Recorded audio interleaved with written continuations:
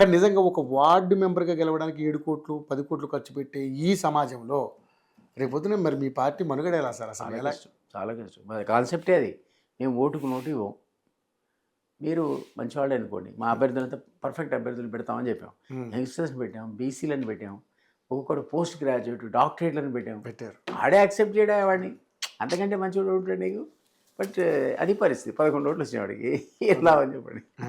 అంటే నిరుత్సాహానికి గురైనా ఆ! ప్రయత్నం తప్పదులేండి. ఆ, ఎక్కడో ప్రయత్నం ప్రయత్నం చేయాలి. అన్నది మనం మొదలుపెట్టాలి. హ్మ్. ప్రయత్నం మొదలు పెడితే ఎక్కడికో వస్తుంది, ఎప్పుడో రిజల్ట్ రాక తప్పదు. 10 ఏళ్ళు, 20 ఏళ్ళ కష్టపడితే తెలంగాణ ఎలా వచ్చింది అలాగే వస్తుంది. చూడాలి, ట్రై చేయాలి. ఒక్కొక్కసారి వేవ్ లాగా వస్తుంది. వస్తుంది. అది అట్లంటే మీరు నల్గొండ జిల్లాలో హ్మ్. నేను ఇవ్వలేదండి. 2 టైమ్స్ ఎమ్మెల్సీ నేను. అవును. ఒక్కడికి ₹1 ఇవ్వలే నేను. ఏమైనా భోజన ఖర్చు, దాని పేపర్ కామన్ లేండి అయ్యేది. తర్వాత వచ్చిన భోజనం ట్రాన్స్పోర్ట్, వాడి బండిలో తిరగలేడు కదా, ఇది తప్ప అదే ఖర్చు నాకు. 2 టైమ్స్ కూడా వాళ్ళు నాకు 91% ఓట్లు సరితే. ఎవరికి ఒక్క రూపాయి కూడా మీరు ఓటు ఇచ్చి ఓటేయించుకున్న సందర్భం. నేను నీతో మాట్లాడాను సార్, అవును. ఇవన్నీ నీతులు ఆ. నేను ఇవ్వాల. అయితే ఎందుకు గెలిచానంటే అప్పుడు తెలంగాణ ఒక పెద్ద ఉద్యోగం. పైగా మీకు ఒక మంచి పేరు ఉంది. ఇది ఏదైనా వాడు నాకు వేసింది నా గురించి కాదు, తెలంగాణ కోసం. అదే ఏదైనా కానీ. ఎవరికోసారి చెప్పా. అవును. నర్సంపేటలో నేను విమలక్క పోయి అన్ని పాటలు పాడుతుంటే నిలబడి ఉన్నాను అందులో ఆమెతో పాటు. ఉమ్. వాడు పరిగెత్తుకుంటూ వచ్చాడు, పోస్ట్ గ్రాడ్యుయేట్. ఉమ్. దిలీప్ కుమార్, నీకు 2 సార్లు ఓటేసిన అన్నాడు. ఉమ్. థ్యాంక్ యూ బాబు, నమస్తే అన్నాడు. నువ్వు నిద్రపోవడానికి వీల్లేదు, తెలంగాణ వచ్చింది దాకా అన్నాడు. వాడు ఆవేశం. అదే వాడు నాకు ఓటేసిన దానికోసం, తెలంగాణ కోసం. అదే స్పిరిట్, కాన్సెప్ట్ మీద. అట్లాంటి వేవ్ ఏదైనా ఉంటే తప్ప మామూలు ఎలక్షన్ అయితే ఇక వాడికి ఏముంటుంది చెప్పండి. వాడికి ఒక కాజు లేదు, వేవు లేదు. అప్పుడు ధనం మూలం ఇదేం జగత్. కానీ నిజంగా చాలా బాధగా ఉంది సార్ నిజంగా. ఎందుకంటే చర్చించుకుంటాం కూడా మీరు అన్నట్టు ఇందాక మాట చాలా బాధ. ఈ ఎన్నికల కమిషన్ గురించి మాట్లాడుకోవడం కూడా వేస్ట్. టైం వేస్ట్, మీ టైం వేస్ట్, నా టైం వేస్ట్. సెషన్ లాంటాడు వాళ్ళు కూడా రావాలి తప్ప. ఓకే. అసలు ఎంత ఘోరం అసలు. అసలు ఒక పక్క వాడు టెలిఫోన్ స్కామ్ లోపల పలానా కాన్స్టిట్యూన్సీలో డబ్బులు తీసుకున్నాను, 20 కోట్లు ఇచ్చాం, 30 కోట్లు. ఆ ముందు అసలు ఎలక్షన్ కమిషన్ సుమోటోగా అది క్యాన్ చేయాలి. పట్టుకున్నా అన్నాడు, ఈ బెండ్లో మా బండి నెంబర్తో సహా చెప్పాడు. అది క్యాన్ చేయాలి. ఓ 10 కాదు, 5 చేయి, 2 చేయి. ఆ డబ్బులు పంచిన కారణం మీద ఈయన స్టేట్మెంట్ మీద డిపెండ్ ఎలక్షన్ కమిషన్ గారు ఈ 2 ఎలక్షన్ రద్దు మళ్ళీ పెడుతున్నాం. నెక్స్ట్ ఎలక్షన్లో చాలా జాగ్రత్త, ₹1 కూడా తీయడు బయటికి, వామ్మో అని. అది కావాలంటున్నాను. అది దానికి అవకాశం ఉండి ఆ కాన్స్టిట్యూషన్ అమెండ్మెంట్లో. కానీ మీరు అన్న కాన్సెప్ట్లో సార్ నిజంగానే ఇప్పటికిప్పుడు కూడా మనం గెలిచిన ఎమ్మెల్యే ఎలక్షన్స్లో ఏదైతే ఫోన్ ట్యాపింగ్లో దొరికిన ఆధారాల ప్రకారం క్యాన్సిల్ చేయొచ్చు. అది అంటున్నాను, సుమోటో వాళ్ళు తీసుకోవాలి, క్యాన్సిల్ చేయాలి. కోర్టు కానీ ఎలక్షన్ కమిషన్ ఇప్పుడు చెప్తున్నాడు కదా, నేను 30 కోట్లు పంచా నా కార్లో తీసుకెళ్ళాక ఈయనకేమో రాజగోపాల్ దాటం. కానీ చివరి 3 రోజులు 10 కోట్లు పట్టుకోకపోతే గెలిచేవాడు ఆయన బీజేపీ నుంచి. అంటే రూపాయి డబ్బు లేదు. ఆయన పంచడం కూడా తప్పే, బట్ ఆయన పట్టుకోవడం వల్ల ఇంపాక్ట్ ఉంటుంది కదా. ఓడిపోయాడు 10,000 ఓటుతో ఓడిపోయాడు. అట్లా కొందరు గెలిచారు, కొందరు ఓడిపోయారు. నేను అనేది సుమోటో తీసుకోవాలి. ఎలక్షన్ కనుక రద్దు ఒక 2 చోట్ల చేస్తే నెక్స్ట్ టైం భయపడతారండి.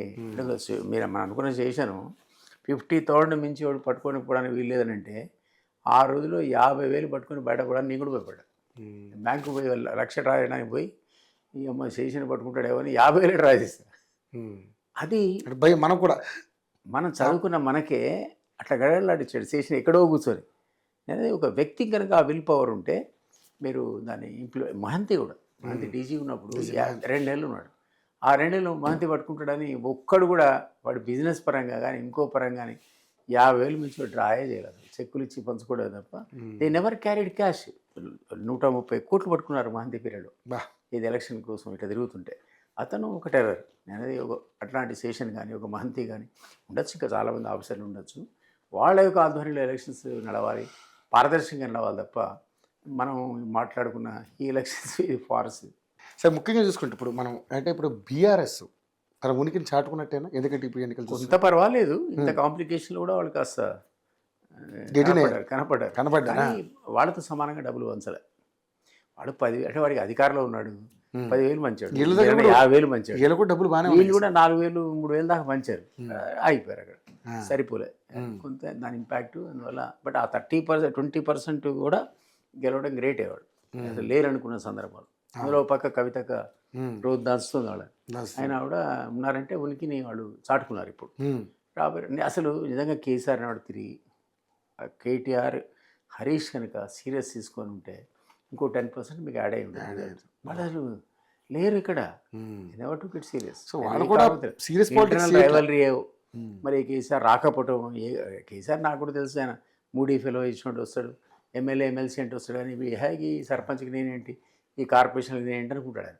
కానీ ఇవే కదా సార్ మెయిన్ పునాది, ఇక్కడి నుంచే రావాలి కదా, రూరల్ నుంచి వచ్చి ఉంటే వ్యవహారం కాస్త కూస్తూ 5% తేడా. ఎందుకంటే ఇప్పుడు మీకు 2% తేడా చాలు కదండి. అంతే 3 సీట్లు గెలుస్తారు. అవును. ఆ 2% వచ్చి ఉండేది కేసీఆర్ తిరిగి ఉంటే. బీజేపీ ఏ కారణం చేతనో అది. బీజేపీ కూడా పర్లేదుగా కొంచెం, గతంలో కంటే 2% మాకు ఎక్కువ సీట్లు వచ్చి అంటున్నాడు రామచంద్ర. అది కాదు కదా సీట్లు, పర్సెంటేజ్ ఓట్లు కాదు, ఇవి పెరగాలి, అవును, స్థానాలు పెరగాలి. ఒకప్పుడు సిటీలో వాళ్ళు 42 స్థానాలు 4 స్థానాల నుంచి 48 స్థానాలకు వచ్చారు. ఇది కార్పొరేషన్ ఎన్నికలు ఇక్కడ. అవును, మామూలు ఈక్వల్ గా బీఆర్ఎస్ కి దానికి సమానంగా వచ్చారు. అసలు ఇంకా 2 వస్తే మేయర్ వీళ్ళు ఆ స్టేజ్కి అప్పుడు బండి సంజయ్ తీసుకొచ్చాడు.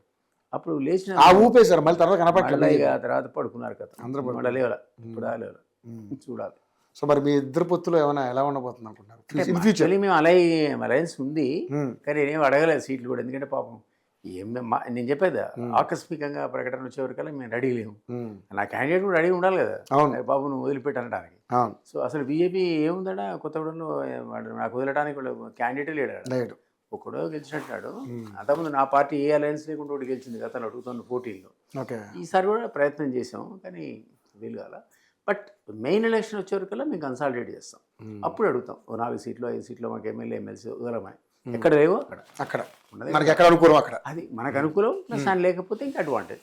సో ఆ ప్రయత్నం చేస్తాం, కానీ ముందు మనం ఎస్టాబ్లిష్ కావాలి, మేము ఉన్నామని చాటుకోవాలి. ఇవి ఉన్నారు 12-3 ఎంపీటీసీ జెడ్పీటీసీలో 2-3 గెలిస్తే ఓహో వీళ్ళు ఉన్నారనేది వస్తే అప్పుడు మనం ఎంపీటీసీ జెడ్పీటీసీలో సీరియస్గా చేస్తున్నాం. మాకు ఆల్రెడీ 18 మంది అధ్యక్షులు వాళ్ళ కమిటీలు తయారైనాయి జిల్లాల వారీగా. ఇంకో 15 వేస్తే మొత్తం తెలంగాణ స్టేట్ కవర్ అయిపోతుంది. Super sir, we are trying our best.